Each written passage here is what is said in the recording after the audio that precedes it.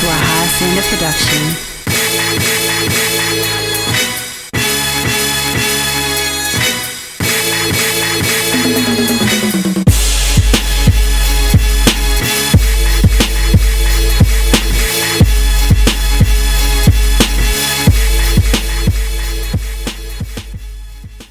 All right, man. What up? What up? Welcome back to the Geek Set Podcast, the only podcast that blend hip hop culture and geek culture together. This is One-on-One with Deuces, the place where I speak with the creators, content creators, pushers, and people that you should know.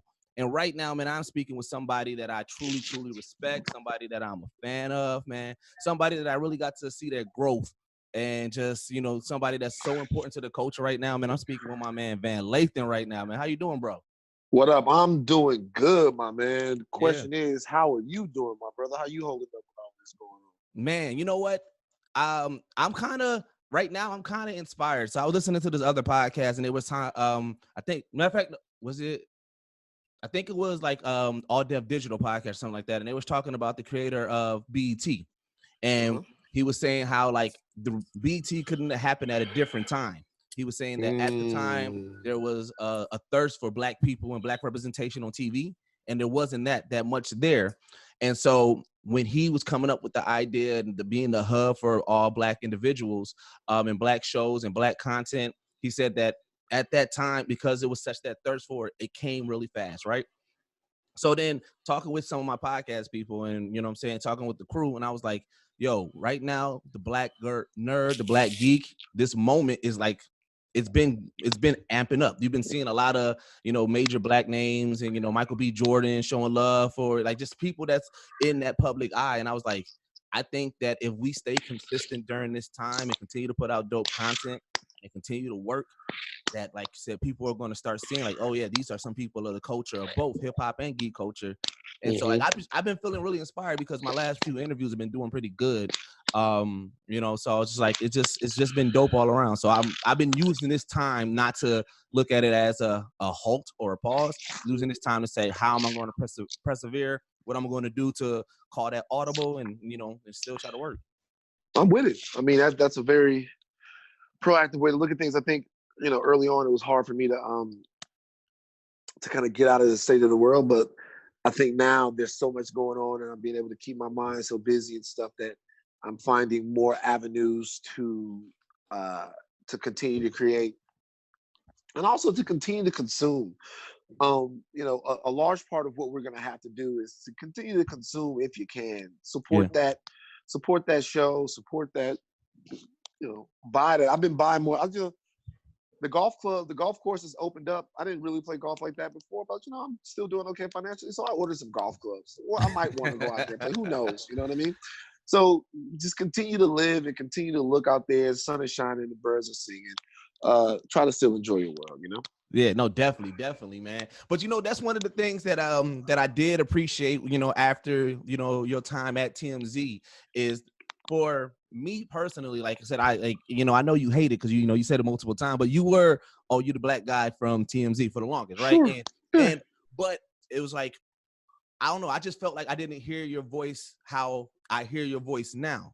And now when I listen to everything that you're on, your interviews, the stuff that you do with your podcast and everything, I'm just like, yeah, this is the Van that I truly like. I always want to give people their flowers while they're here. And like, appreciate that. Yeah, and I'm just like, bro, like this is like what you stand up for and the things that you speak about and that you don't hold your tongue on is so important to the culture because it's all about representation. It's all about changing the mindset. It's all about progress and you know, elevating. And it's something that I'm like, yeah, that's like, even when I do my music, like my music is talking that same thing. So when I'm listening to other people talk about that on different avenues and different, you know, routes, it inspires me to continue doing what I'm doing. So like, I just want to make sure you know that the culture appreciates you, bro, like 100%, man. Well, I appreciate the culture. I appreciate those kind of words, man. I think it's interesting, like when you talk about like, you know, for a long time, I didn't really know what authenticity meant. I didn't really understand what authenticity meant. And as I've gotten older, I've understood more what authenticity means. What it means is like really love, right? Mhm. So we talk about like even Black geek culture, right? Yeah. Or Black nerd culture. Like for me, it was never. It's something that has a name now, but it didn't have a name when I first started to indulge into it, right? Yep. Like Exactly. when I was a kid and my dad would want me to get up out of bed, when I wouldn't get up out of bed, he'd be like, yo, Superman's at the door. And I would get up out of bed and run to the door to see if I could see Superman. But every time I got there, Superman had just flown away. So, you know what I mean? Like I didn't get up in time. Like Superman at the door, Superman at the door, man, Batman at the door. And what happened to me is like I started to indulge, you know, coming from Baton Rouge into worlds that had some type of that made sense to me mythically. Right. You know, I got into comics, I got into stories, I got into writing any type of mythology, be it Greek mythology, Robin Hood, all of that stuff. Whatever story was being told, I indulged into it. And the reason why I bring authenticity into that is because I loved it. Yeah. I love it. I love Madeline Pryor. I love Norman Osborn. I love Cable. I love Storm. I love Psylocke. I love Sentry. I love Spawn. I love Violet. I love I spent so much time with these people. I spent so much time with these characters, with these cartoons, with these like I love them. And I love my culture. Yeah. I love, you know, the smiles on little Black kids' faces. I love to watch, you know, my people dance and sing. Like nothing makes me happy than seeing a stadium full of Black kids at Southern University swag surfing. And that's because I'm from South Louisiana. So when you combine those two things, the authenticity to anybody and like how they speak about something just has to do with how much they actually love it. And there are things that have to do with both geek culture and Black culture that I actually love. And so I'm actually willing to invest into and sacrifice for those things. Yeah, and I think that's what you touched on was one of the reasons why when we all got together and we was talking about it, like as far as my podcast mates, because we were saying it was like it's funny because like right now the we talk about anime a lot, and it was like it's funny because there's a lot of hood niggas that love anime, but when you think about anime, you think about the Asian nerd or the white nerd, and you don't think about us. And so, but when I'm talking with, you know, in the barbershop or I'm at the studio talking with my peoples, you know what I'm saying, we're having in-depth conversations about, you know what I'm saying, Death Note or My Hero Academia or, you know what I'm saying, One Piece or Dragon Ball Z, you know, we're having in-depth conversations about that.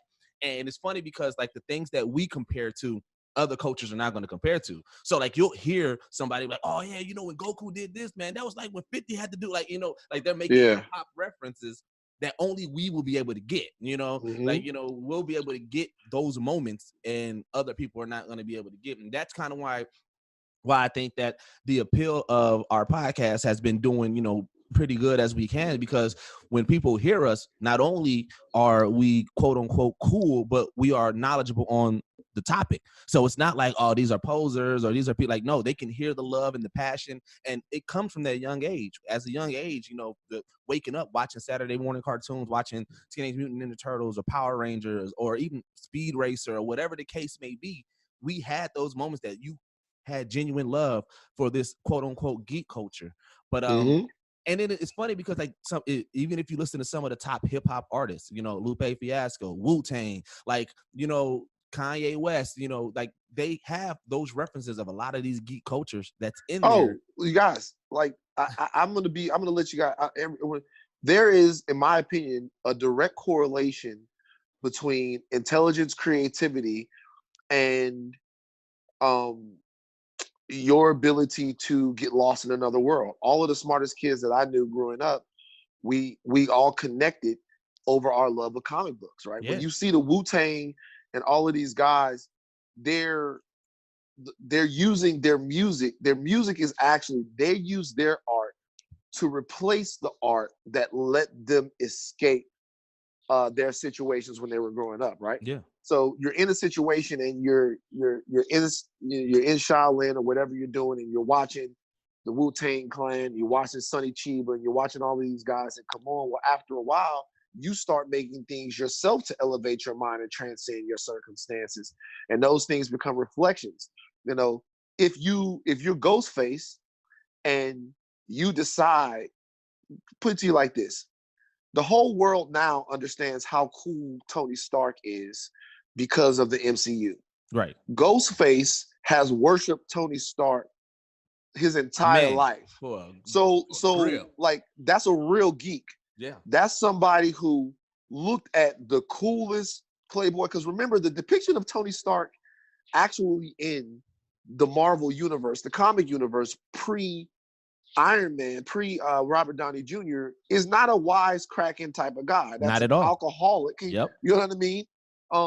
But he was still fly. He still had all the bread. He still ended up becoming director of S.H.I.E.L.D. He still did all of those things. So when you look at those guys, real inspiration it begets other true inspiration. So it's no coincidence that you see all of these people that were able to get into all of these stories. They really changed the way you synthesize information. I believe that on a fundamental level. Also, conceptually, when you start reading these comic books at age 9, 10, and 11, and even younger at 8, the concepts in the comic books are very highbrow. Bro. To even understand some of the powers. Yeah. That like Richter. When like Richter had the power to like create earthquakes, right? Yeah. And I'm like, oh, Richter scale. The Richter scale is what they use to measure earthquakes. And now my entire young mind is thinking on a different level, just small things. Mm-hmm. So I don't just like being a geek. It's religious for me. I think it's helped my life. You want to know what's funny? Because so like kind of like what you just said, that moment that you had with Richter, the moment that I made the tie-in that Magneto and Professor X is Martin Luther King and Malcolm X. Because originally, when I was watching those cartoons and back then with the mutants, I didn't think of racism. I thought of they fucking with the mutants, right? I didn't make that correlation. And then when I did, it blew my mind as a black man and a black geek. It was just like, oh my God. Like, and it's funny because these comics and these properties or whatever that, you know, whatever within this realm, they are putting these themes and these morals in our head at a young age that, like, when you look at it, it's like, oh yeah, fundamentally, this is very, very, like you said, highbrow. This is very intricate how they put that in, because it's really telling a true story. You know, that's one of the things that I always tell people about anime. You know, anime gets this hentai takes over the anime representation. So like when you tell your homies about like, oh, I'm watching some anime, they're like, oh, you watching them cartoons fucking and shit? Like, nah, like somebody's fucking an octopus? right. But it's like, nah, man, it's legit. Like, depending on which anime you watching, like that shit's gonna tug at your heartstring. I remember seeing grown people cry watching Naruto when, you know what I'm saying, just like him going through his journey and everything, and when certain people died in the anime, like, bro, like it really hits you. I remember watching Full Metal Alchemist, and like the sheer hatred that I had for, I can't remember the dude's name, but he turned his daughter to the Chimera. Like the pure hatred that I had for him, to like, bro, you literally turned your daughter to this animal. Like, it was just like, but it was like it brings that emotion out you. And I'm like, so anime is really good because it's like the stories are crazy. They have really dope themes, and it's just really good storytelling. And but hentai, like I said, hence people, you tell your homies, especially black people, that you watch an anime that doesn't get into it, they thinking hentai, they're thinking the crazy shit. My joint used to be like, so I was obsessed with Akira for a long time, right? Yeah. Like back in the day, I was obsessed with Akira. And so, because when Dragon Ball Z really got popping, especially in Louisiana, early 2000s, it became something to where at least most people knew about it. It was like, it wasn't like some of the other, it wasn't like watching Berserk or something like that, right? Where not everybody knew. It was like people knew about it. But for me, like getting people into stuff, it's easy to get people into stuff and to differentiate between you know, the hentai stuff and the Dragon Ball Z stuff just by the familiarity of characters. Like Goku is a Superman type character. He's your square jaw sort of hero. Yeah. And so if you sit somebody down and you give them that, that's a good starter reference for them, especially for the homies. Yeah. Like, and so like always watching that stuff, especially if you watch somebody go Super Saiyan or something like that, it's just cool to look at. Yeah. But you know, anime is one of those things that once you start to really appreciate it, you've reached the next level of geekdom. 100%. It's not. That's not for everyone. Everyone doesn't have the attention to detail that it requires to really get into some of the awesome stories that are coming from over there. Mm-hmm. But I love them all. Like there's no part of the stuff that I can't get into. I can't. There's not one level of geek. There's one thing that I didn't get into. Hero Clicks. Like at a time, there's this game called Hero Clicks. You ever played it before? Don't ring a bell. I'm about to look it up though. It's a game like it was like a game where they had different powers and different stuff like that, like little pieces, and you move them around. Mm-hmm. And around 2001, 2002, the guys at the arcade, because I got really deep into Marvel versus Capcom too. All right, I remember these. Yeah, like the Hero Clicks. I couldn't. That was the level. That was my level of geekdom. I wasn't fucking driving to Houston to fucking play no fucking Hero Clicks tournament. You know what I'm saying? So, that's kind of like the Magic cards. I haven't gotten to that yet. Yeah. But by the way, I will watch other people do it and be interested in it. It'd be so intense, bro. Right. Be into it. Yeah.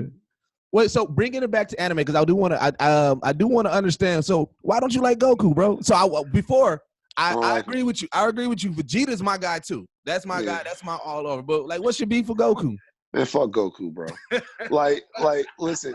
The more I watched the show, the more annoyed I got with Goku. Man. Like, Goku obviously is the hero of the show, and because he's the hero of the show, Goku wins a lot of the major battles that you see. You know, everybody has their time to shine. Piccolo had his time when he was the man. Trunks had his time when he was the man. Gohan, like everybody's had their time when they're the man, but mostly the show is fucking Goku centric. Know? But like it's such a vanilla character to me that doesn't have very many dimensions to him. Like with Vegeta, you know, Vegeta comes through. Vegeta comes to fuck up the world. There's an arc to his character. He discovers something about himself. Vegeta.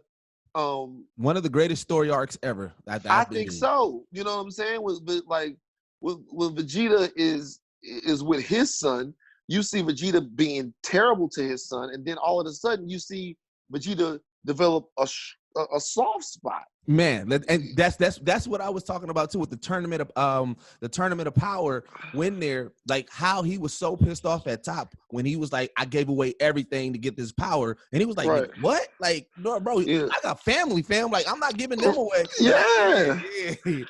So Vegeta, and Goku just seems like completely oblivious. Mm-hmm. He's addicted to training. And it's like to me I gotta be honest with you. Besides the action part of it and the heights that he gets to, and his ability to be just kind of like a badass Saiyan, he's the most boring character out of all of them to me. I just early on, I just identified more with Vegeta, and so I also looked for reasons to fucking hate Goku. Yeah. But I don't like to me like, for example, like when you're watching the Justice League or when you're reading Justice League comic books, now there are some certain Superman story arcs that are really good. Like I still contend that, you know, whatever people say about him, like Max Landis's American Alien Superman graphic novel is just fucking fantastic, and it just shows that if you have a competent writer. If you give Superman to a competent writer, they can tell a compelling story. But the problem is it's hard to tell a compelling story about a character that's that pure. It's difficult to write Superman in an interesting way. Meanwhile, it's insanely easy to write Batman in an interesting way because the character's so flawed. Well, and that's what I think is this. So that's the reason why I hate Superman. So I guess the same reason why you hate Goku, I kind of hate Superman because I feel like Right. he's just too OP. He has speed. He can shoot lasers out his eyes. He's bulletproof. He can fly. Like, you know what I'm saying? He's super strong. I feel like I'm like, bro, like this is like literally like white power within the superhero. like they gave him everything. Like he's so privileged. And I'm like, I do not like Superman because I feel like how do you make like I feel like they had to create kryptonite because it was like, oh yeah, we can't really beat him, so we got to find something. And then if it's only kryptonite, then what else? Like there's only one other weakness that Superman has. Actually, I don't think kryptonite is Superman's biggest weakness. You think it's people? People, yep. Yeah, so like I would say that too as well. Yeah, so Superman's biggest weakness in kryptonite because to be honest with you, there's really not even enough kryptonite on Earth. Nah. For it to really, I mean, you gotta be in your bag to get your hands on some kryptonite. Yeah. Obviously, Batman has some, Luthor keeps some. Like, there's just not a ton of kryptonite on Earth. Superman, his weakness is that he's too human. He cares about people, and so you can always manipulate Superman by manipulating the people that he loves. Yeah, 100%. And like I said, that's like even just like playing like in like video games and playing like Injustice. Or just even watching like the shows, like my favorite Superman is when he started lobotomizing motherfuckers. Because I feel like I'm like finally he's doing something outside of just being this, you know what I'm saying, outside of being this straight edge person. When he just starts lasering people through the head and lobotomizing them, so you know what I'm saying. When he starts doing that, that's when I'm like, all right. The Injustice Superman, I feel like is fantastic. Man, like Injustice, oh man.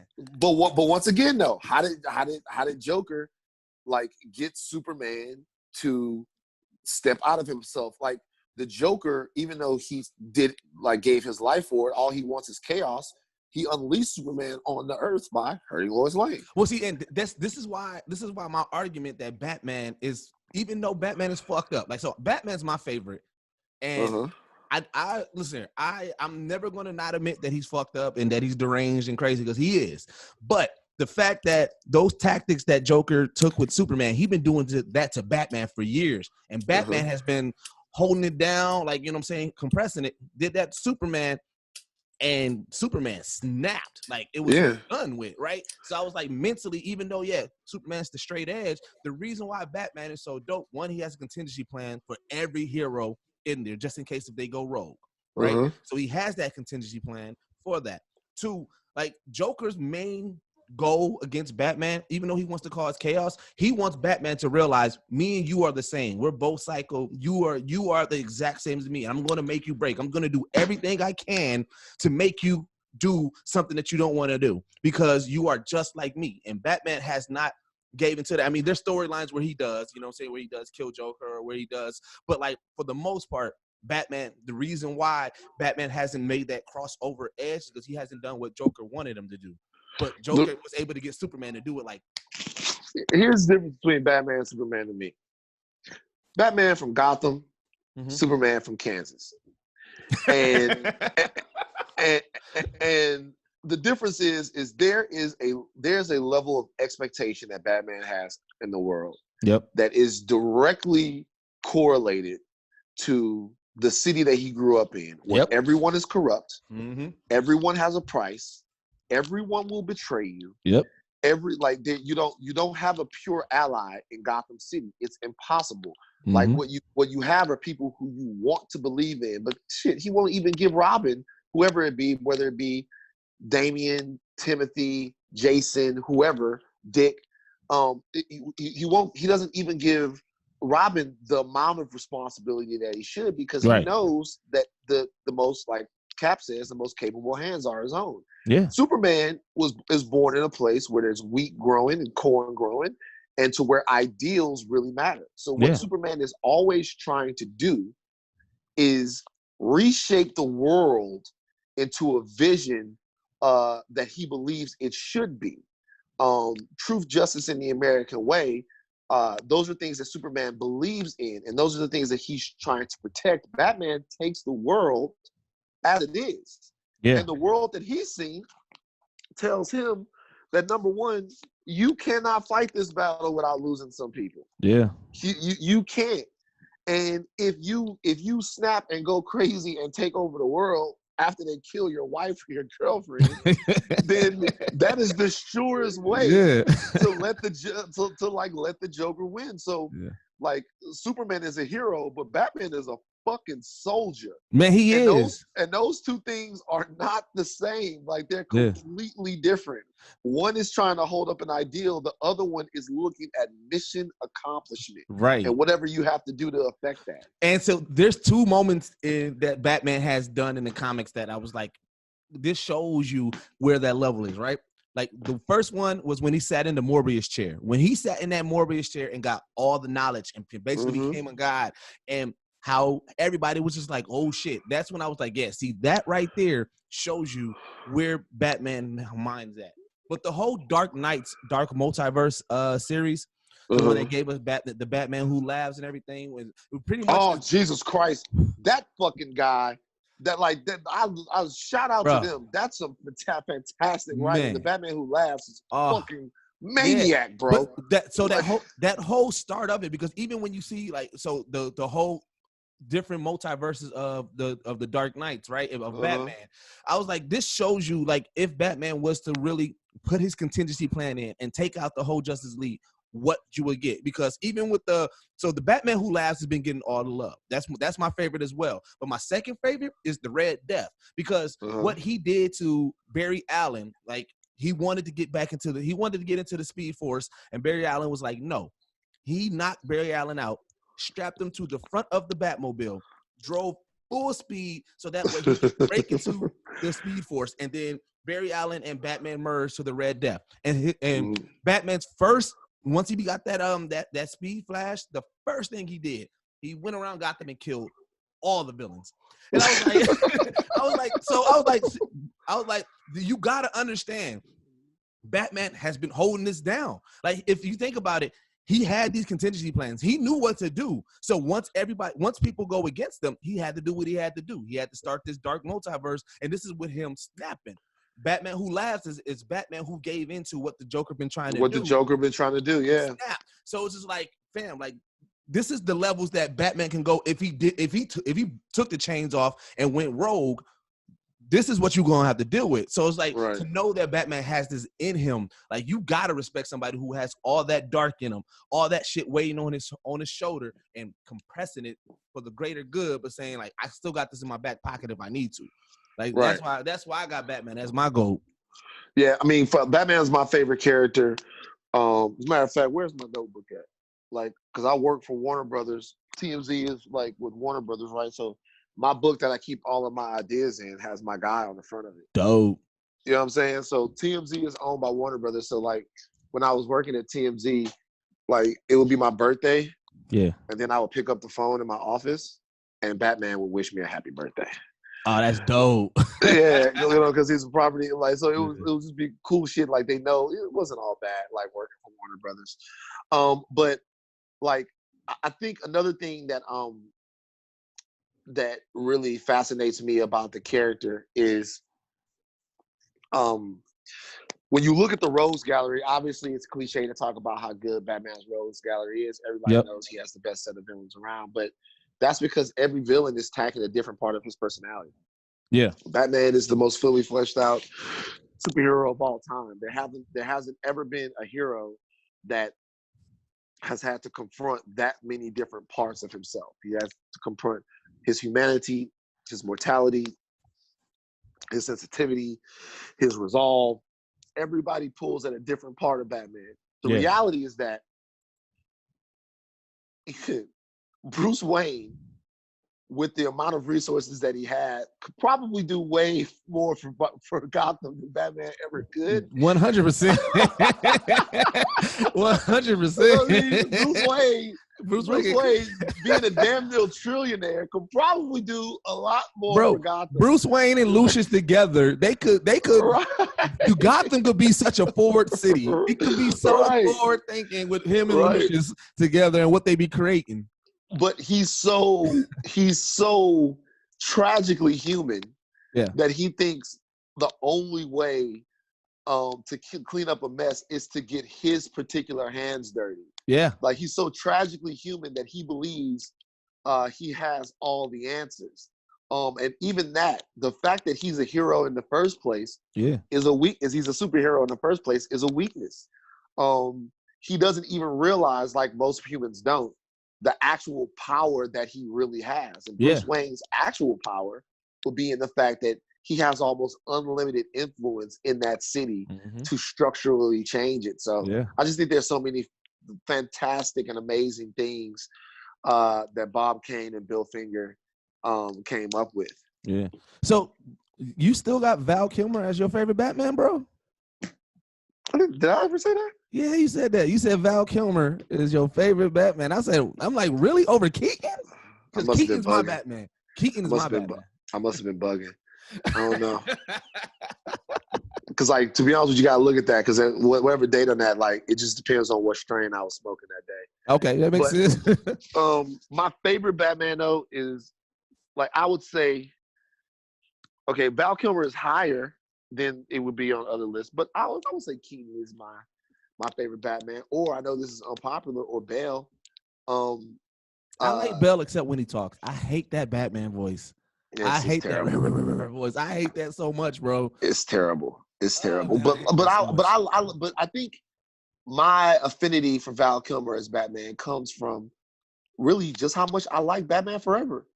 Like, I really like Batman Forever. Hey, so here, I was on a podcast and we were so weird that we watched like old movies and then like we kind of like just talk about it. So I picked Batman and Robin. And I was saying, like, no matter what you can say about those old movies, the one thing that they did better than the Dark Knight series is that Gotham felt scary. In the Dark Knight series, Gotham just felt like a metropolitan city.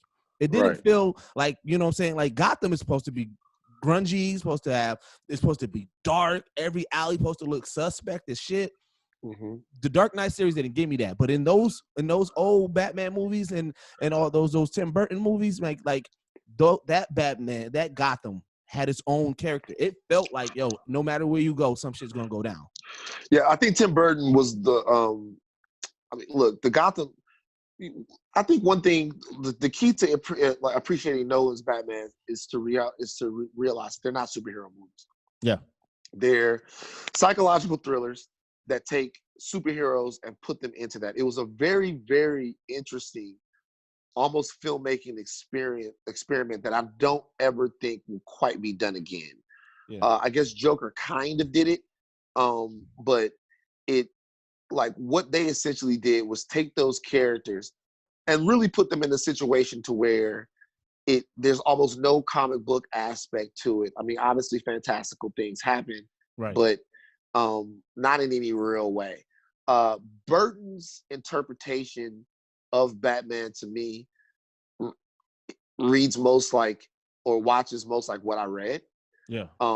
Even his version of Gotham, with how gothic the city looked, the scale of the city, all of that stuff, just nooks and crannies, danger around every corner, different factions that exist inside of the city fighting for control of the underworld. All of that stuff was kind of really represented in those movies. I think the older films had a much more comic booky aspect because of where culture was at the time. Yeah. And also with the fact that there wasn't a whole plethora of comic book movies out. So you didn't have anything to be different from. You know, Batman Begins and the rest of these movies, they come out right after Spider-Man starts rocking. Spider-Man is such a big, huge fucking deal that they go against the grain a little bit in terms of their look. Let's get Christopher Nolan, cast the finest actors that we can get, and bring this movie down to a real human level. And it worked in an amazing way. The Dark Knight is, you know, a cinematic achievement.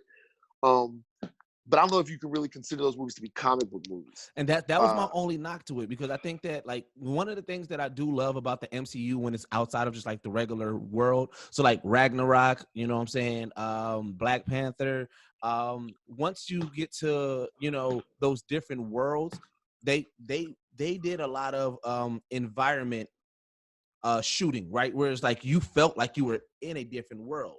And I think that's what they're the only two knocks that I got against the Dark Knight series is I hate the Batman voice, and I didn't feel like Gotham was Gotham. Other than that, I was good with a lot with the, that was in all three of those movies.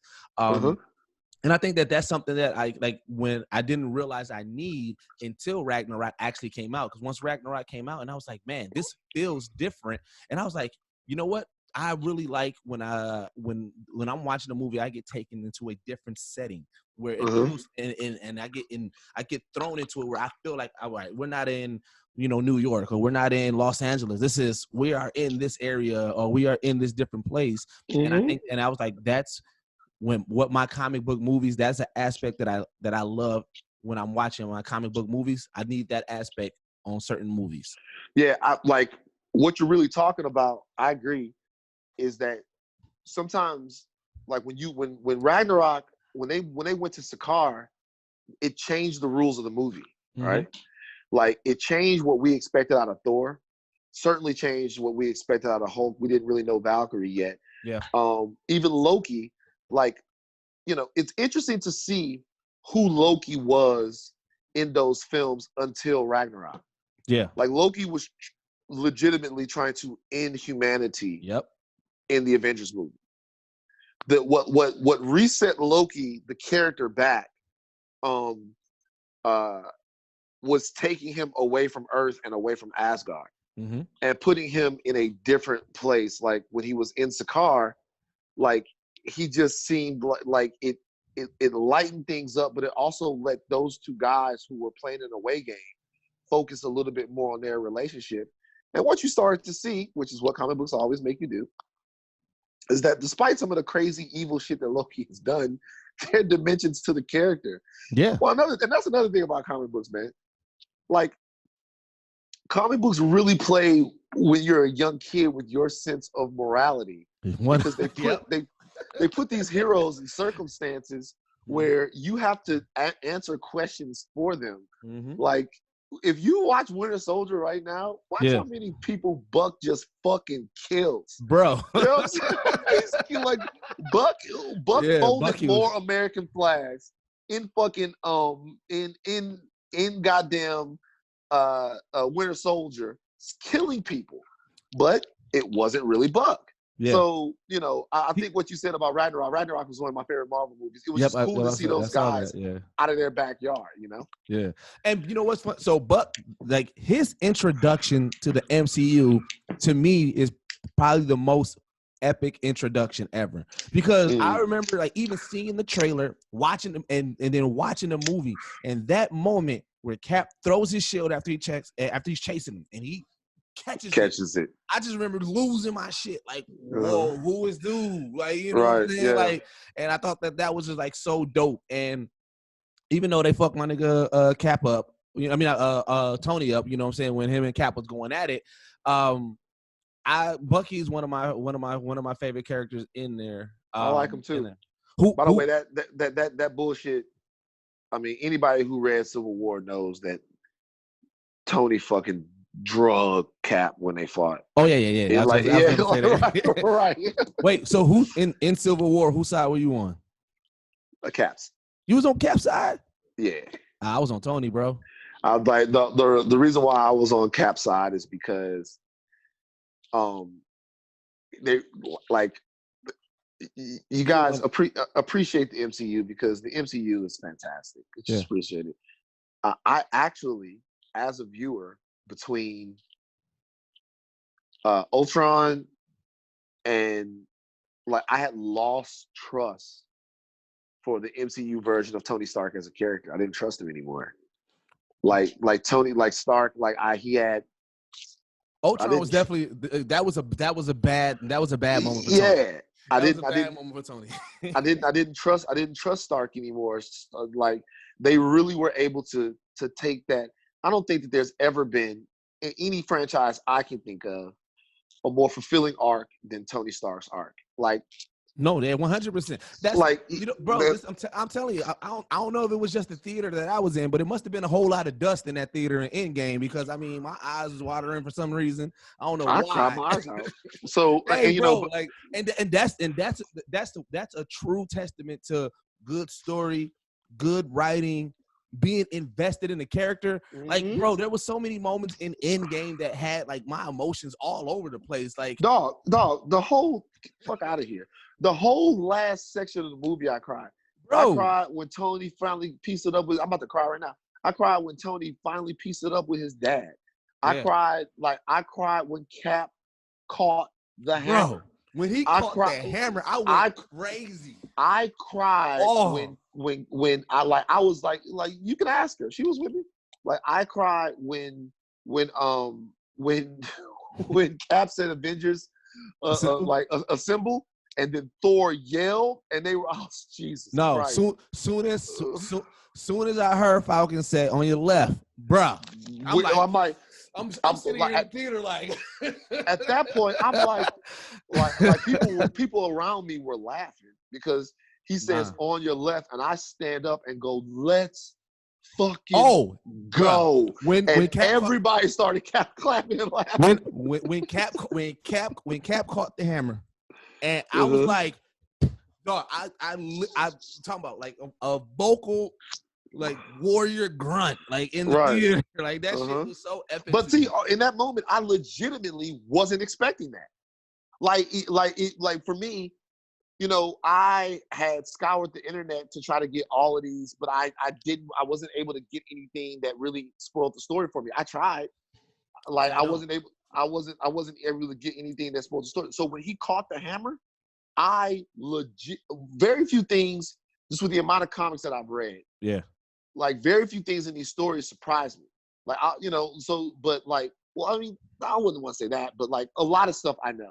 Yeah. A lot of people that read the comics, they know how things like wasn't Jasper Sitwell and all of these guys were going to be hydrated, just all of that shit.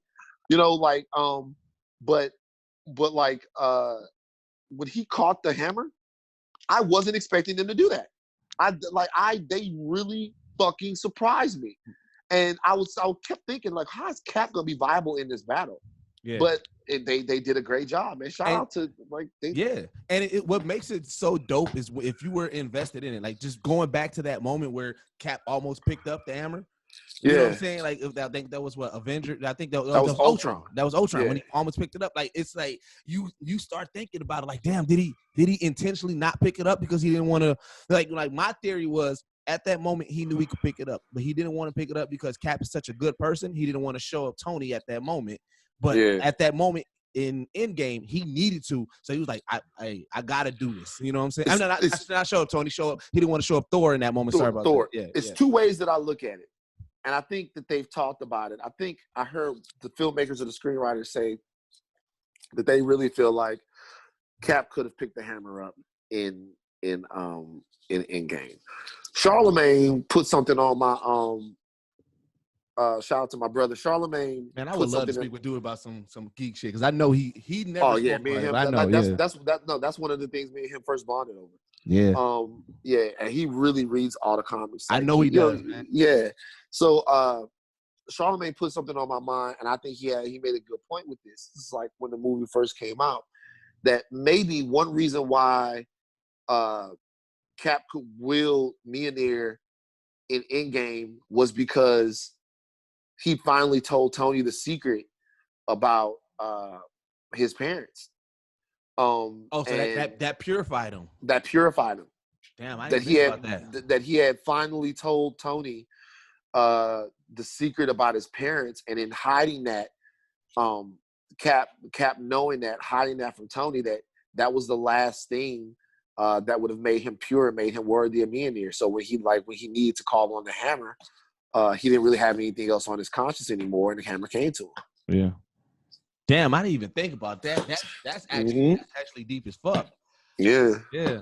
Because like I said, that moment, because actually, there's really not too much that's weighing on Cap's shoulder outside of the burden of making sure that he's there for his peoples and there for for Earth. Like, that was the last one, because like even with Bucky, like even though no matter what the case is with Bucky, everything was out in front, and he let it be known, like, look, I'm standing behind my friend because he was brainwashed, and this is not his true actions. But it wasn't anything that was hidden outside of that from Tony. And so true. That's crazy, man. Like, I didn't even think about that. So question, because you did. So you responded to somebody's tweet about the Mount Rushmore, and then you said one that's on there, but you didn't say your full Mount Rushmore. Who is your Mount Rushmore of superheroes? Because I know you said that the list had a couple of people on there. He was like, who you take off will be. I mean, not heroes, MCU movies. He was who you take off is going to get you canceled or something like that. But I know too, because I know that you said Ragnarok and Winter Soldier. I mean Civil War. No, Winter Soldier. Ragnarok. So this would be my Mount Rushmore of movies, right? And so it's Ragnarok, it's Winter Soldier. To me, Winter Soldier is the best Marvel movie ever. Yep, I know. Okay? I know you said that. It's Ragnarok, it's Winter Soldier, it's Endgame, and I know people love Infinity War. I think Endgame is I would have Endgame on there. I got Endgame too. So it's Endgame, and then to be honest with you, the toss-up for me is between the original Avengers and the original Iron Man. Now, the reason why I would go with the original Iron Man in this is because it is just it's the George Washington of the entire deal, right? No matter what. I see what you're saying. Yeah, George Washington is America's first president. Him and all of the slaves that he owned. Like, George Washington is America's first president. So if you're going to have a Mount Rushmore, it's very difficult not to have the first on there. And remember now, just want to let you guys know, if Iron Man makes $75 or $80 million, none of this happens. Yep. If Iron Man bricks, we're not having this conversation. Like, none of this happens. The DCEU is 100% a reflection of if shit fails. If it don't work, it doesn't happen. So, you're not 22 movies in. You're not 10 years, 12 years in. There's no Disney Plus shows. There's none of it.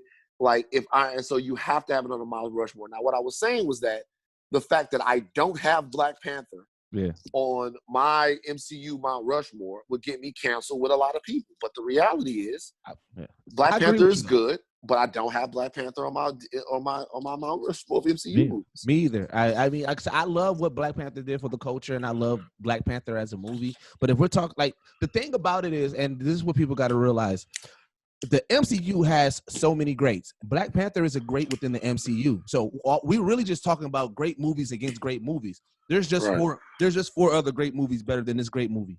Right. Yeah. Well, so well put. Yeah. Like, so well put. I mean, if we're being all the way honest, am I back yet? If we're being all the way honest, there are other MCU movies that I watch more than Black Panther. Yeah. Like, I watch Doctor Strange more than I watch Black Panther. I'm not saying it's better. Yep. I'm saying that, like, for whatever reason, like, Doctor Strange is a more easily watchable movie for me than Black Panther. Black Panther is a fantastic movie, and when I went and saw that movie, I was floored, blown away, and I cannot wait to the next one. But, there are other ones that kind of just, that are a little bit better. I'm not saying that Doctor Strange is one of them. I'm just saying for some reason I watch it more. No, I understand. So I want to get your opinion on something. So we know that X-Men probably 4, 5, 6 years later on down the road is going to be introduced to this MCU. Now, I got a theory on how they can introduce it with a slow leak, kind of like how they did this whole MCU universe. So my theory is this, because I think that so far in the MCU, they have not mentioned mutants, so they do need to bring up mutants, right? That's the easiest way, because, like, if you think about the MCU format, Iron Man wasn't the biggest Marvel character, but he was known enough. Right. He was able to catapult everything. Right. So I said, you can't go with, like, the mains. I feel like if they're going to introduce X-Men and the mutants, I think that the easiest way would be to introduce Storm, because of the connection to Wakanda and T'Challa and her being the queen and everything of that nature. Because then it raises that question, when you introduce her, they're going to have to classify her. And the classification will be the mutant that she is. And that would be like the soft Easter egg of introducing mutants to the world. And then we can build upon that story about Storm's original storyline and everything into the whole X-Men universe. And I think that would be the easiest way and make the most sense to introduce them in. But I want to know. I think that's a good idea. I think the main obstacles with introducing mutants into the world right now, to the MCU. They're just gonna have to figure out where they've been. Yeah. Because when you think about, you know what I mean? You think about an extinction level event,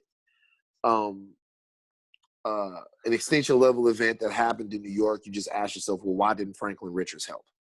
You know what I mean? Like, why? Like, you know what I'm saying? Like, why? You know what I'm saying? Like, where was Xavier? I'm assuming that they're gonna use the snap that now that the snap happened, there's new people in this world. There's mutants. The snap happened. Yeah. It opened up a multiverse, and Multiverse of Madness will probably answer a lot of these questions and stuff like that. They have such credibility and capital built up with me. I know whatever they want to do, they'll be able to do it. But so a lot of those things will be answered. I like the Storm idea. It would be fantastic if there was some way to introduce Storm in Black Panther 2. What I'm more interested in than anything else that has to do with the mutants is the casting of Wolverine. Me too. Because it's gonna be hard to fill them shoes. It can't be done. Yeah, you know what I mean? Like the one thing that the what'd you say? Oh, okay, I'm sorry. The one thing that the MCU did better than anything was cast Wolverine. He nailed it. And so that's his role. Mm-hmm. So we're gonna have to get used to a new normal, not just by wearing masks. We're gonna have to get to a new normal by some guy playing Wolverine, probably 80 to 85% at best, as well as Hugh Jackman did. So, do you think that time would allow us to disconnect from it? Because they said that X-Men probably is not going to get introduced to probably like 2026, 2027. So we still got some time before they actually start introducing X-Men. Do you think that time is enough time for us to disconnect from Hugh Jackman? Sure. And eventually, you disconnect from everyone. Like Christopher Reeve was born to play Superman, but eventually somebody else has to play Superman. Yeah. You know what I mean? And so, we feel like Michael Keaton put his stamp on the Batman role, but eventually they've been like four. Well, let's see, Kilmer, Clooney, Bale, Affleck. So there've been at least 4 Batman since him, and now there's actually 5 because Robert Pattinson's doing it. Are you excited for that? Because I'm still on the fence, bro. I gotta believe that they know what they're doing, but they got a tall task, man. He reminds me of Ennis instead. Batman Beyond. I can see him being him, but him as Bruce, I can't see it yet, bro. Okay. Well, listen, there's a lot of things that you can't see until they happen. Right. I am holding out hope that they know what they're doing, and I know that they have a lot riding on this, bro. Yeah, a lot riding on it. Yeah. So one of the things that I did see then, and I was like, I respect you being able to differentiate and have that mutual respect for. You are able to appreciate the movies and the comics. I know there's a lot of people who like, if you like the comics, you can't like the movies. But I saw that there was a back and forth with you and J.D. Williams from The Wire, and you guys were talking about like Margot Robbie playing Harley Quinn, and so he didn't like Margot Robbie playing Quinn because he felt that Quinn was not a significant enough character to be for Margot Robbie to play, and that she should play somebody bigger. But your point that you gave to him was like, that's the one thing about these movies and the cinematic world of these movies is that it's better to get a person that is not so large because you're able to give them more depth. You're able to give them more, just more storyline and just more importance and everything. And I thought that was dope because there's not a lot of people that can have that separation between them. Like a lot of people, it's just one side or the other. Yeah, I mean, look, here's the thing. Like, if we look at the guys that the MCU has made movies out of, right? Like Doctor Strange got his own movie and stuff like that. Now, listen, I love Doctor Strange. If you're a comic book fan, you know who Doctor Strange is. Yeah. And you appreciate Doctor Strange. Doctor Strange is a successful comic character, but like nobody gives a fuck about Doctor Strange, in the casual movie making world. Those are not the type of guys that got movies. The first guy to really get a movie that wasn't a main huge character was Blade, right?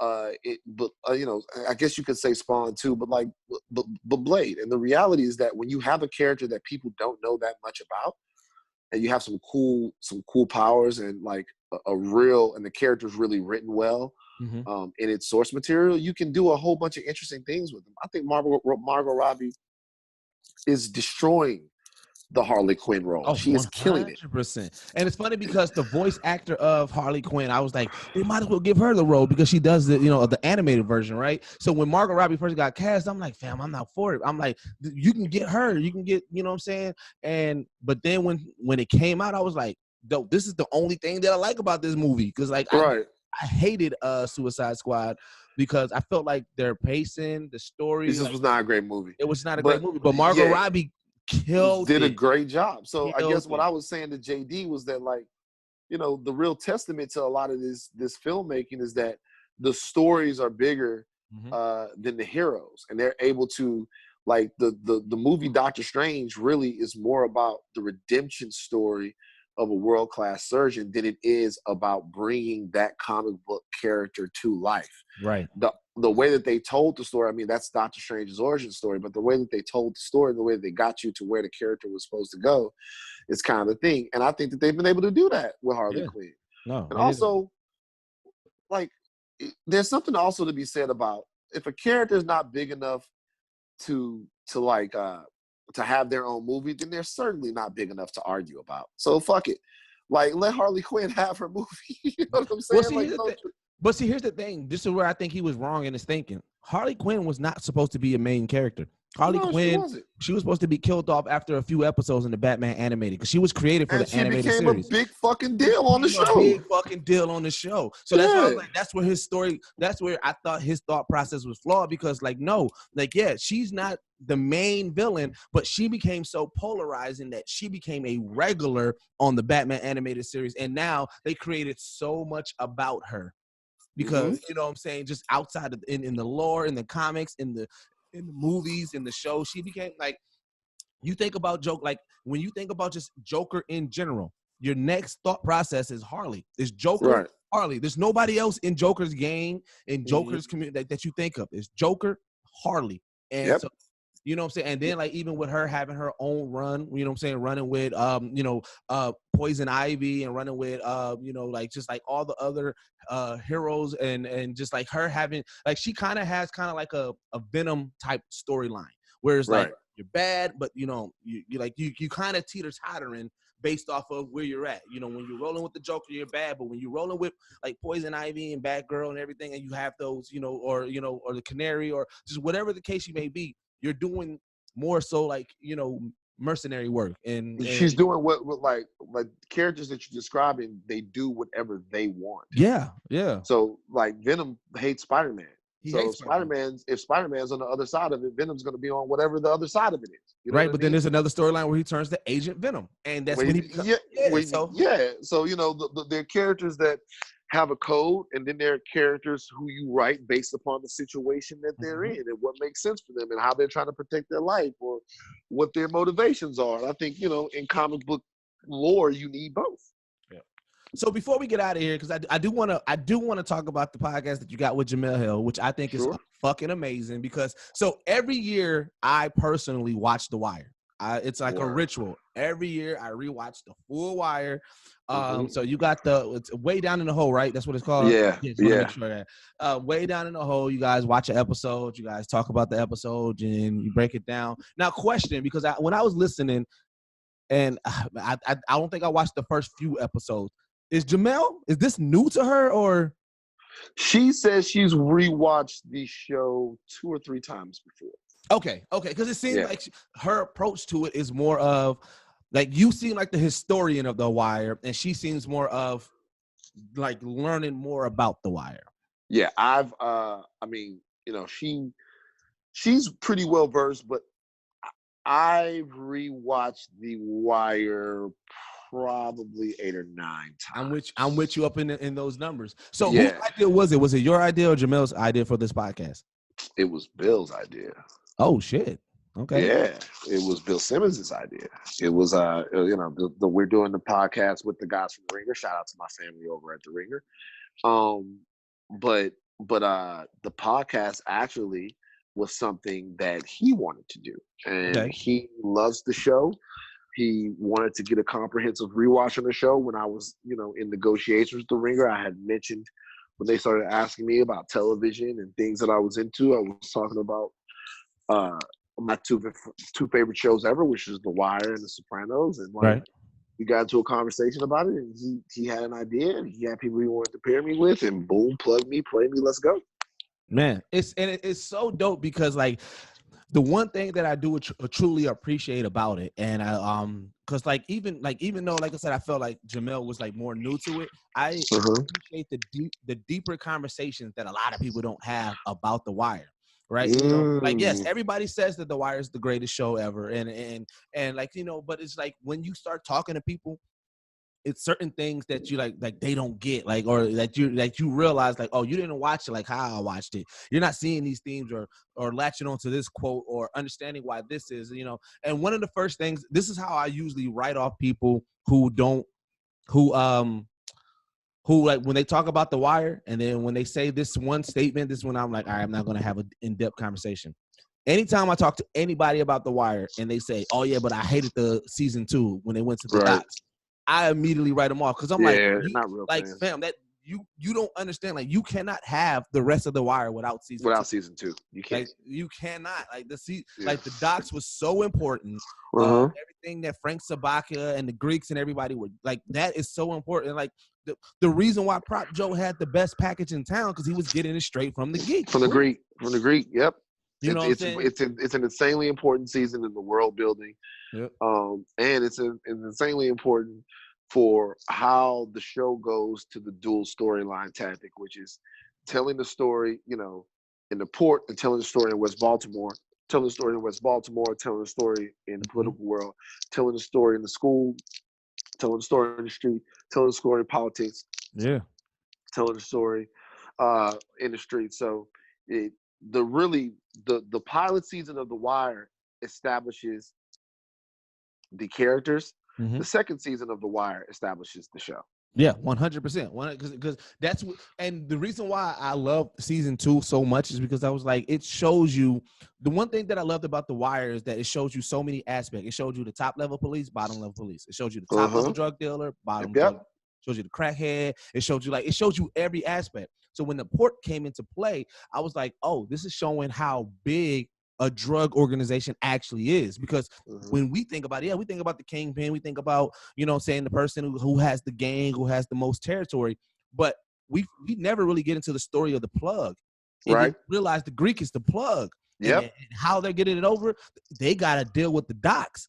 And they're bringing that stuff in through the port, you know what I'm saying? And then you realize Frank Sabaka, like the reason why Frank Sabaka is such a polarizing character is his main goal, like even no matter how you look at it or his moral compass is, his main goal was to make sure that his people that worked on the docks that they were taken care of. Right. So, if he had to do a little bit of dirt on the side, he was doing it. He was going to do some dirt. He's trying to preserve the way of life that they have lived for generations. Yep. And even when it came up for election where the new person that's going to run the dock, he was like, he told his guy, he was like, what, am I supposed to tell him where the money's coming from? I need to do this for one more year so that way I can solidify and then we can let him go. But remember how it was such a conflict of interest because like he was like, even when he came in with his flyers, he was trying to hide it and bro was like, you might as well put them up.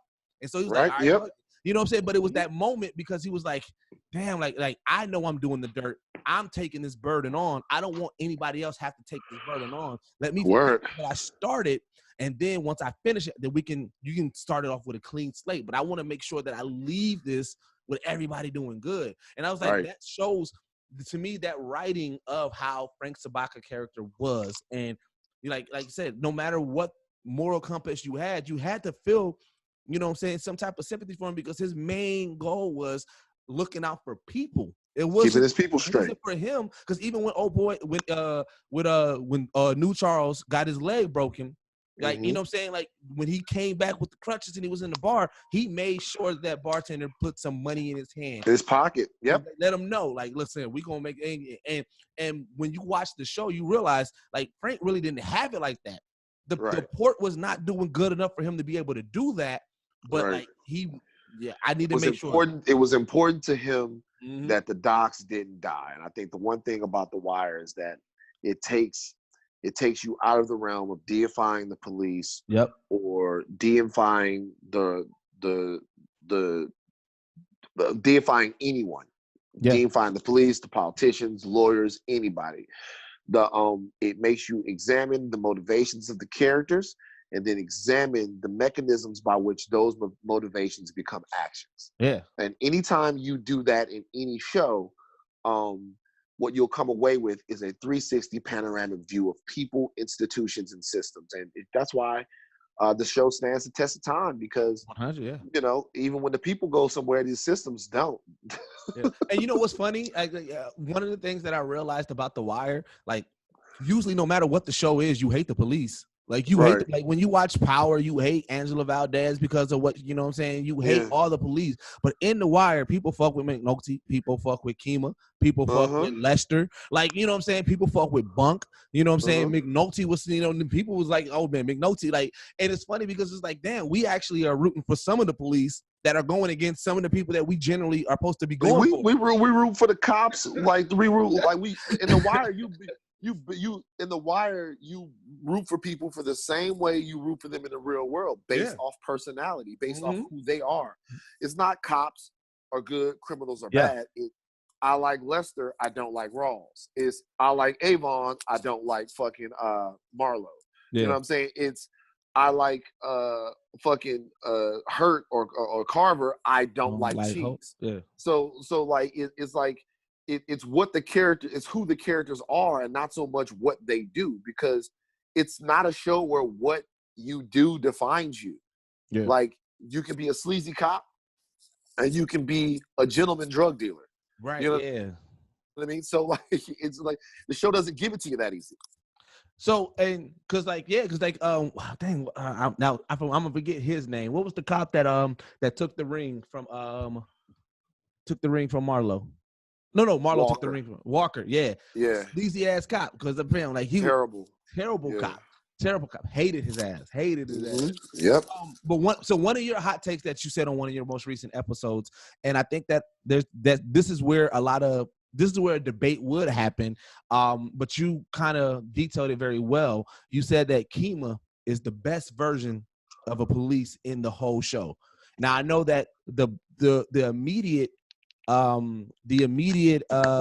rebuttal to that would be Lester Freeman, because I think so I'm on the Lester Freeman side, and the sole reason that I am is, like, I agree with everything, the points that you were saying, because like she's a sponge. She learned from everybody in the crew. But the one thing the reason why I still got Lester is that the stuff that she's learning, Lester already has, and that's what I felt. And so I feel that, like, even though she is the best person and the fastest progressing as police in that realm, I still think that Lester is the better police. Now, I do feel that Kima is the heart of the team, that if anybody else would have got a shot, it wouldn't have been that moment, like how everybody felt with Kima. But I still feel Lester overall is the better, and he also was one of the like, he broke a lot of the cases. It was him, you know, and him and a lot of his philosophy or his research that broke a lot of the cases. So what I mean to say when I said that was, when I say the best version of a police officer, I'm not necessarily talking about who the best cop is. Let me explain what I mean. So Lester Freeman is the best at his job. Okay. He's the best detective in the history of The Wire, right? Yeah. He soft eyes, look at the crime scene, pull it. Jimmy's good. Bunk is fantastic. Both good police. Yep. But the best detective in The Wire is Lester Freeman. Yep. When I said the best person, Kima is the best cop in terms of good cop, bad cop. Now, does Kima bust people's ass? Yeah, she did, especially. But you know, Lester bust people's ass too. Yep. He hit Bird in the head with the bottle when he was bringing Bird in. That's one of my favorite parts, because he right. Hey, yo, shawty. Yeah, and then he bust Bird in the head. The thing that separates Kima from Lester in terms of who's a good cop is in season 5, Lester is willing to go along with Jimmy McNulty's serial killer scheme. Yep, you're right. And Kima is not. I see what you're saying. The moral compass. The moral compass is what I'm talking about. Okay. Lester's willing to go along with that. Yep. Kima is not. Kima's conscience won't allow her to lie. Yeah. To whatever end, to get money, to get overtime, to get whatever they need. Lester goes along with it. So when I was saying, if you're looking at a cop, the most moral cop on the show would have to be Kima. Okay. Kima's the moral compass of the show. Lester is incredibly moral, but he loses it. He prioritizes the job more than he does, or mission accomplishment in the job more than he does, I guess, anything that has to do with like whether or not it's right or wrong. Yeah. I agree with you 100% on that because I like at that point I think that McNulty at that point was like just whatever he can to get this case done because it wasn't even about the overtime. It was just I need to get this done. We need to figure this out. This is what I'm going to do. And the fact that Lester did go along, I can agree 100% with that. Like there. Yeah. One of your other funny hot takes, and I didn't realize it until you said it, was you was like, in The Wire, do not go and get anything to eat. Don't go get food.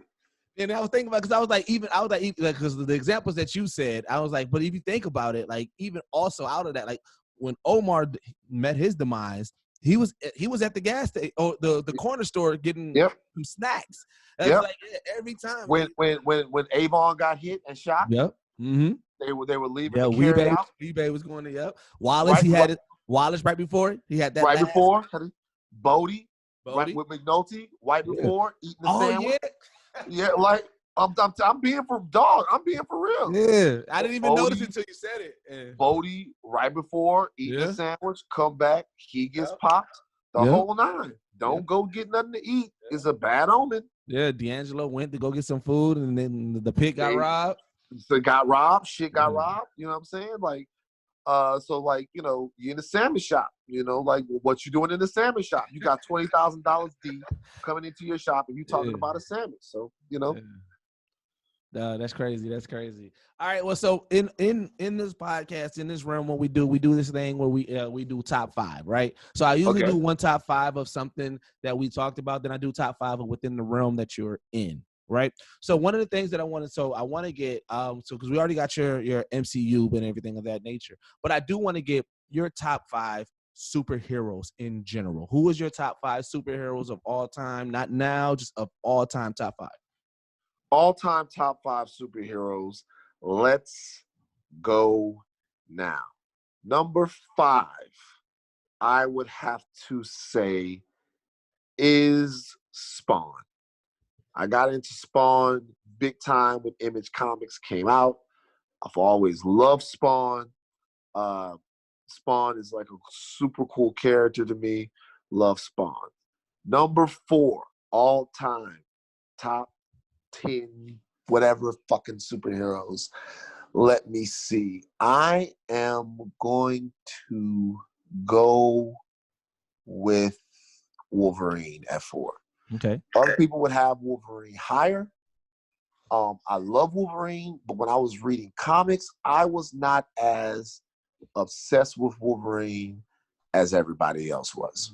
Number 3, Superman.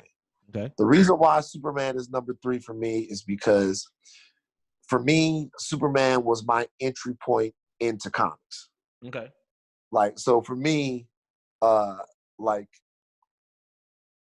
the first thing that I saw, my dad always tells about, he took me to see Superman 3 when I was a wee little kid. And he was like, as soon as he started flying, your eyes started doing like this. And like you just every time you would see me, you'd be like Superman, Superman, Superman, Superman, and that was the first kind of guy that got me into comics. Number 2, so I know who number 1 is. Number 2, if I really really am honest, Mm-hmm. number 2 is a little bit obscure. Number 2 is not a little bit obscure. It's a character that I've always loved, Cable. For whatever reason, Hey, I'm with you. I'm with like, you, bro. like I fucking love Cable. it's not. He's not obscure. It's like Cable's been in a movie. People don't know Cable as much, but Cable was the first comic book character that I think I ever was like fascinated with. Mm-hmm. You know what I mean? Like he is Scott's son, right? But not Jean's, right? Mm-hmm. He is Scott's son. He is a powerful telepath, but is using his powers to suppress the techno-organic virus inside of him. Right. And all of that means that he has to use all of these other skills, big guns, all of that stuff, time traveling, in order to get his shit done. Cable was the first character that I was like, wow, this fucking guy's like super interesting. Like it's a whole interesting story coming from the future and all of that stuff like that. And then back when Strife was a big deal, and Cable's the clones and all of that stuff, and X-Force and against the what was Strife's gang? It was Strife's gang was fuck. What was Strife's gang called? Fuck. It was the Mutant Liberation. Something like that. Yeah, like Strife's gang was the Mutant Liberation Front, something like that. And so that whole era of X-Force to me, at that point, I was more into X-Force than I was into the X-Men. I had every X-Force book. I was reading that way more than Mutant Liberation Front. I had to look it up. Mutant Liberation Front, yeah. And then number 1 is Batman. Yeah. Batman is by far got the most Batman is by far got the most levels to the story, got the best characters, got the best backstory, got the best family, got the best rogue gallery, got the coolest tech, and exists in multiple different storylines in a real way. So Batman is number 1. Now, if there was a number 6 one, it would be Rorschach. Oh, okay. That's what's up. Love Rorschach. Love Rorschach. Rorschach wouldn't make the top 5, but if there was a number 6, it would be Rorschach. And I don't love Rorschach for the reasons that like, you know, there's not much to love about the character of Rorschach. What I love about Rorschach is Rorschach up in the snow at Weitz stuck his foot in the ground and said no. This is not like knowing that Manhattan was going to annihilate him. And so Rorschach as a character represents like somebody with a code that they would die for. And I've always loved what he represented in Watchmen. That's what's up. All right. I respect that list. I respect that list a lot, actually. All right. So then the other one that I want to do. So, I mean, obviously, like I said, you got your Red Pill podcast. You got this podcast. So what are your top 5 podcasts to Van Lathan? Oh, good. Good question. My top 5, number 5 is a new podcast. It's called Factories. It's a trivia show, dog. That shit is lit, dog. Okay. Like it's a trivia show that comes on. So Factories is number 5. Number 4, I would say probably right now is Joe Rogan. I love listening to Joe Rogan. Man, that changed the game this whole week, bro. Like that shit. Woo, man. I love listening to Joe Rogan. Man, got much respect to Joe Rogan, 100%. Joe Rogan is great. Number 3 is The Read with Crystal and Kid Fury. It's a fantastic podcast. Built an unbelievable audience over time. Crystal and Kid Fury are number 1 are amazing. Number 2 is the Joe Budden podcast with Rory and Mal. Love that. Number 1 is a tie. Uh-oh. Okay. It's a tie between a podcast I listen to all the time called Stuff You Should Know. Yeah, I fuck with Stuff You Should Know. Yeah. And The Brilliant Idiots. Okay. And if there was a number 6 in this list, I always do a bonus one. It would be Revisionist History with Malcolm Gladwell. Okay, that's what's up. Yeah, no, I listen to a whole bunch of podcasts, so it's like I'm always, you know, which is dope because I feel like what I like about podcasts a lot is that whoever the host is or the people on the podcast, with that long form format, you get a deeper understanding of who these people Who are. they are. Yeah, and I love that because I'm like, that's when you really start, like I fuck with this person heavily, you know what I'm saying? And you start really understanding who they are. That's why one of the reasons why, like I said, when you mentioned Charlamagne the God, I was like, one of the things that I noticed, and I don't know if he noticed it, when he's talking to people that's not into the geek culture, he shames his Wolverine tattoo. But then when he's talking to somebody that's part of the geek culture, he praises his Wolverine tattoo. And I was like, that's why I was like, I want to talk to him because I want to let him know, like, bro, it's okay, man. Like, I'm gonna love get your him on here. tattoo. I'm gonna get him on here. Bro, listen here. You will be forever in like my praises if you can help that out. I'm gonna get him on here so you can like hold him accountable for that. I'm gonna get him on here. I'm gonna talk to him. I'm gonna probably get on the phone with him when I get off on here. I'm gonna get him on here though. Yeah, no, I appreciate that. All right, so one last thing that we do for our listeners, because it is a Geek Set podcast and it's something that we like to put people on, we always do a recommendation. So it's a recommendation. It could be a comic book, a movie, it could be a book. It doesn't have to be in the geek in general, but just something that you think that people should be checking out right now. What is something that you would like to tell our listeners to check out? Oh man. So out of anything, right? Something that they should be checking out. Damn. Well, I'm gonna give you one thing that's out there right now. That's an old television show that you can watch. That's, I think, fundamentally geek that a lot of you guys have probably seen. If you're at home right now and you're looking for something that straddles the line between superhero show and comedy, there's a show that didn't last that long from the late 70s, early 80s. I'm sure you guys, some of you have seen it. It's called The Greatest American Hero. Like if you're around right now, you want something cool to watch. I recently watched it again. It's fantastic. It plays upon all of the themes of heroes and superheroes, and it looks at it in a farcical, great, amazing way. So go check that out. That is like really like a super amazing piece of work. Also, a movie that deals with powers that I watched not too long ago called Fast Color. Okay. And Fast Color is about 3 generations of Black women that have all been gifted with different powers. It is a great movie. Yeah. Okay. Great movie. I never even heard of Fast Color. I just looked it up as you're talking, but I'm gonna check it out because one of the things that I love about the recommendations is like the thing about geek culture and just in general, and one of the things that I love about this realm that we're in, we get to put people onto things and stuff like that, right? So like The Greatest American Hero, I haven't watched that in a while, so I'm gonna go back and watch it because like I'm like, damn, I forgot about that motherfucker. Like, and I remember loving it because my not my pops, my cousin was the one that put me onto that. So I was like, I'm gonna rewatch it. But Fast Colors, I didn't even know anything about this, and it came out in 2019. So I'm like, oh, damn, how did I miss this? So I'm definitely good movie. Go watch it. They got powers. They're trying to figure out how to use them. Like some of the powers are incredibly destructive to the world. It's got seedy government agencies and the whole nine trying to figure out how to harness them. Go check that out, man. Yeah, 100. All right. So, obviously, people can find you, but where can our followers find you? What do they need to know about you? At Van Lathan on Instagram and Twitter. And watch out for me on The Ringer, way down in the hole. Me and Jamel Smith me and Jamel Hill every Tuesday and Thursday. And a new podcast dropping with The Ringer, I think starting next week with me and my co-host Rachel Lindsay. So we're doing a lot of big shit. What? I didn't know you had another one coming, bro. Oh shit. Yep. That's what's up, Monday.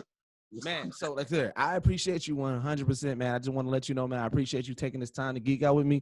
Any given time, bro. If you ever, like I said, this is outside of our podcast. So we do our podcast bi-weekly and we talk about just like in general what's going on.